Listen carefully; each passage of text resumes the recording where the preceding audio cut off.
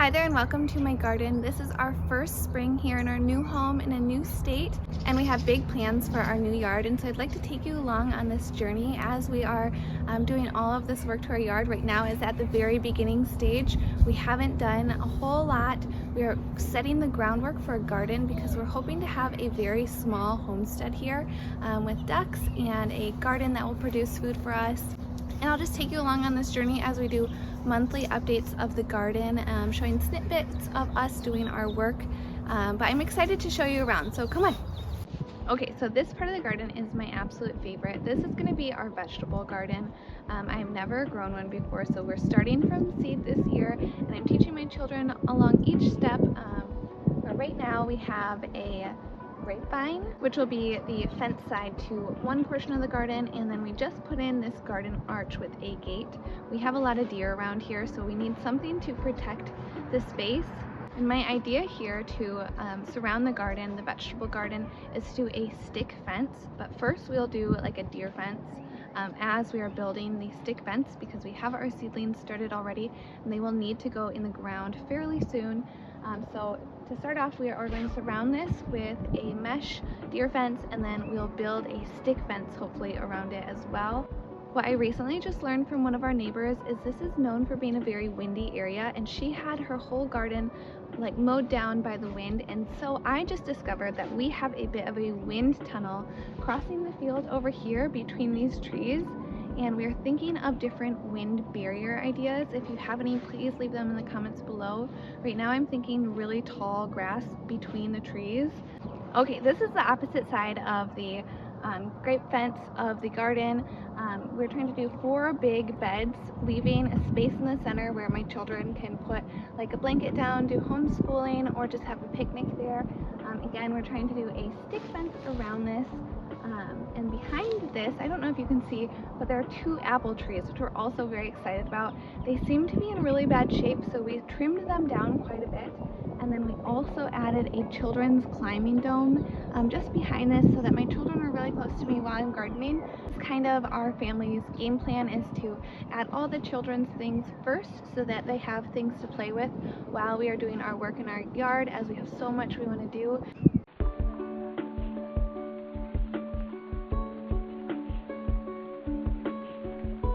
Okay, and this right here is my children's favorite part of the garden so far.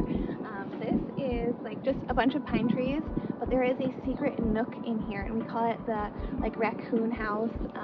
And so there is a little path they can go in between the trees, and I cleared out all the branches so that it's nice and open inside so that they can sit and play. Okay, and this space over here on the other side of the pine trees, I'm not exactly sure what I'm going to do. I have an idea of a pumpkin patch or watermelons. I also love the idea of doing like a wild garden of flowers over here. I'm not sure. I think we'll start with a pumpkin patch and see how that is, if the children enjoy it. And right in the back I have a burn pile, which the house actually came with this pile.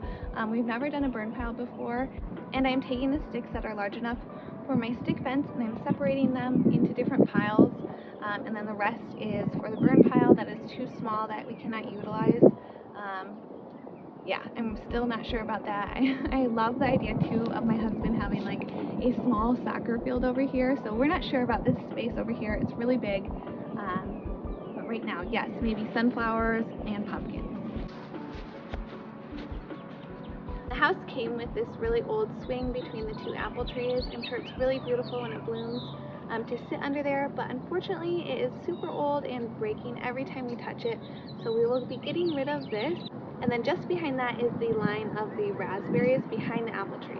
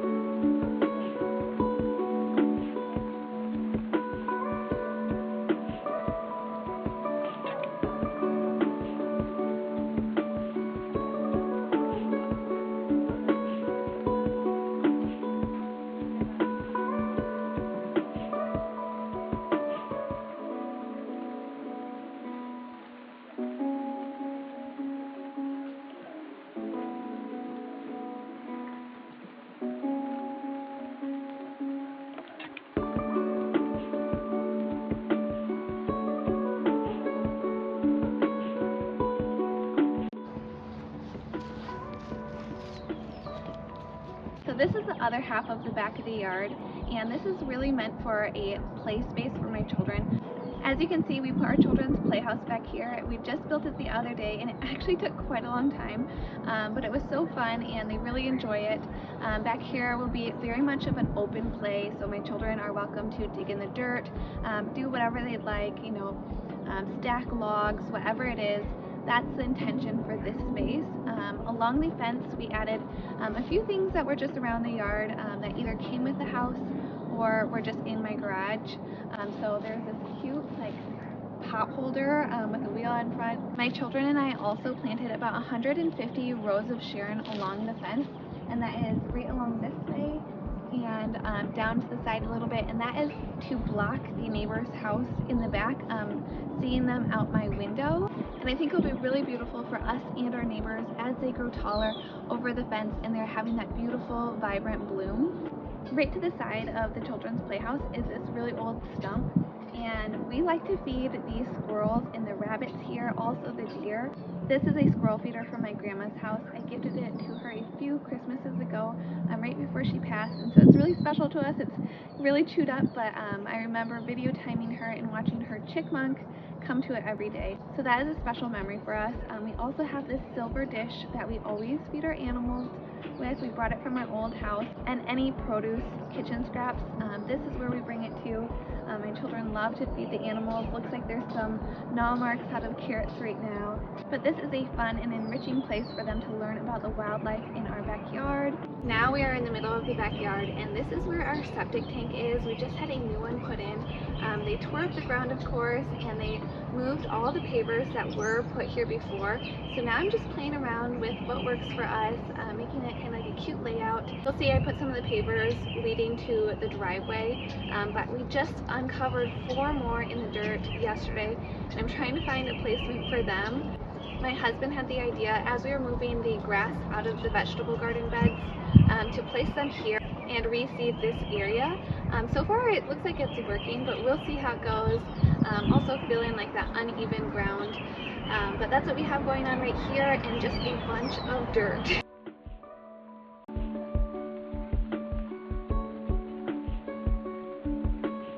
Here's the pathway to the driveway I made using the pavers that were stacked up that were originally in this space over here. Again, I found 4 more yesterday deep in the dirt.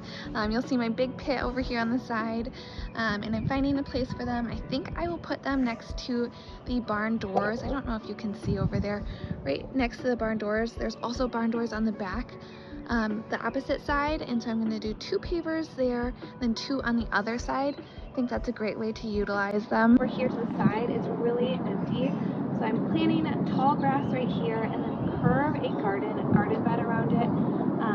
And on the side of the fence right here, I will do rose bushes. I have here a few painted tulips that one of my adopted grandpas, his family members, had made, and so that's really special to our garden.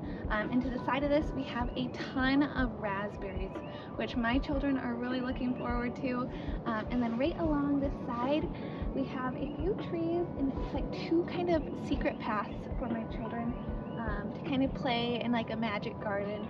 And so we're really excited about this area as well. It is a bit overgrown, so we'll do some work here as time goes by and make it maybe more arched and bring life and magic to this area.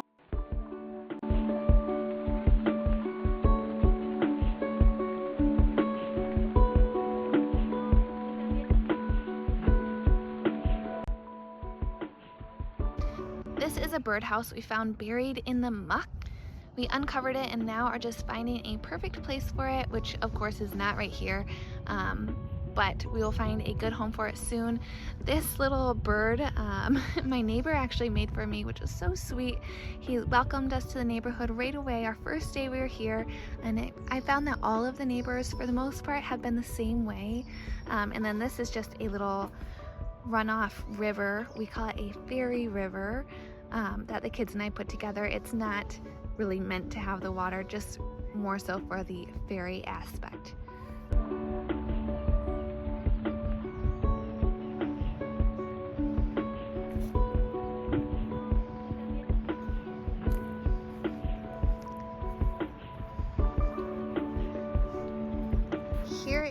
our little side garden. This is actually where we found that broken bird bath, and there's like a Mother Mary and Jesus figurine, I think it is.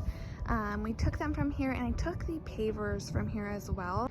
There's also this really special rock. I don't know if you can tell, but it really shimmers in the sun. I think I'll add this into like a special fairy garden for my children. But this is another little nook that is full of flowers. We have lavender here, looks like black-eyed Susans and a few other grasses. Thank you for joining me on our first garden tour, and again, I'm so excited to share this journey with all of you, and I'll be documenting our process along the way, and so I'll see you here next time.